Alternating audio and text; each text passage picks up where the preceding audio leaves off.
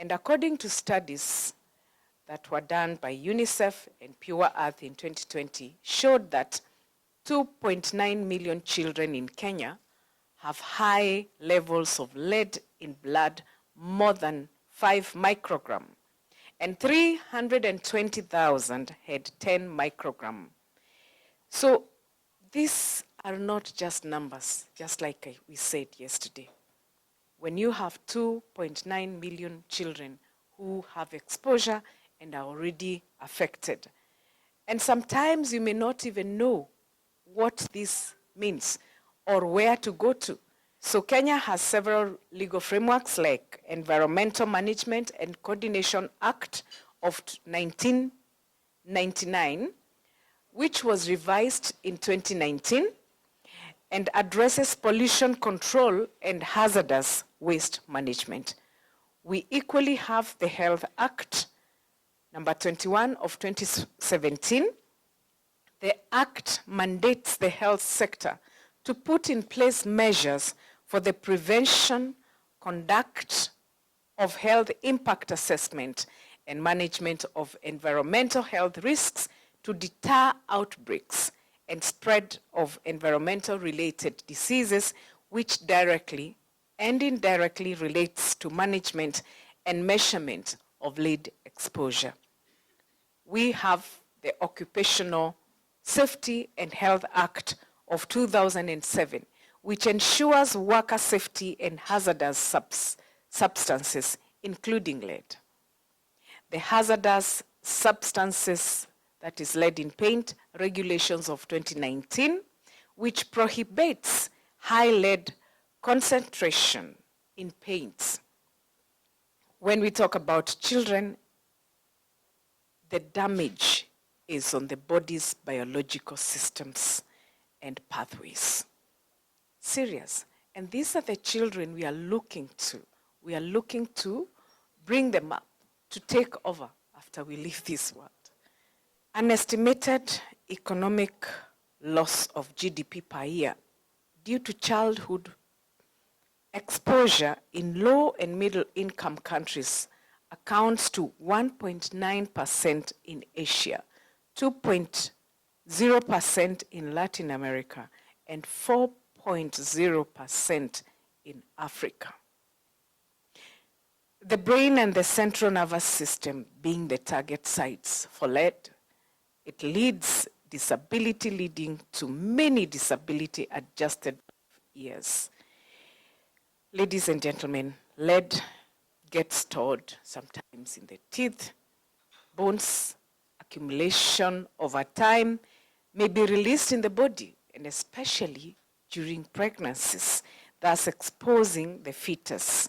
And malnourished children are more susceptible to lead because their bodies absorb more lead, just like I have said, 5 times more.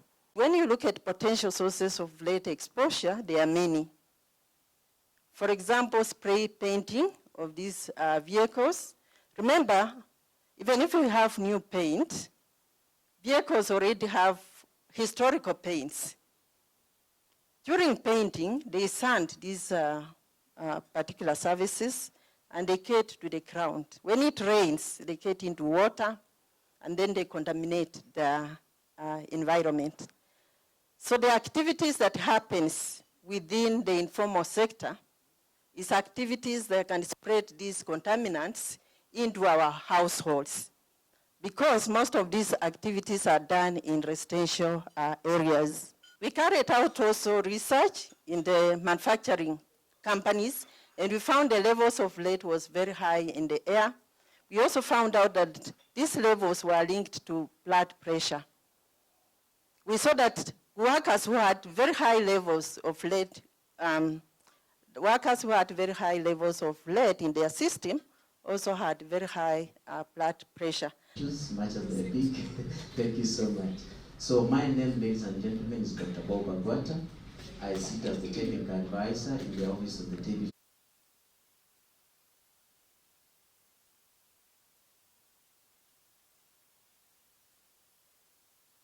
We will go straight to the program, and after having a word of prayer, I will ask that now we have some introductory remarks by the head of the Division for Environmental Health in our State Department that was observed.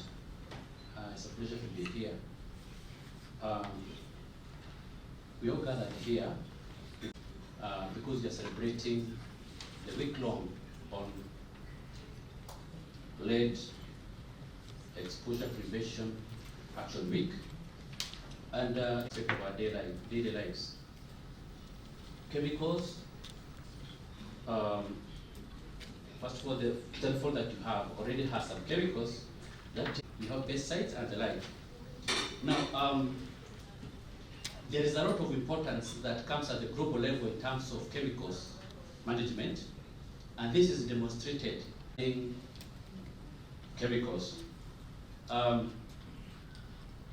At the regional level,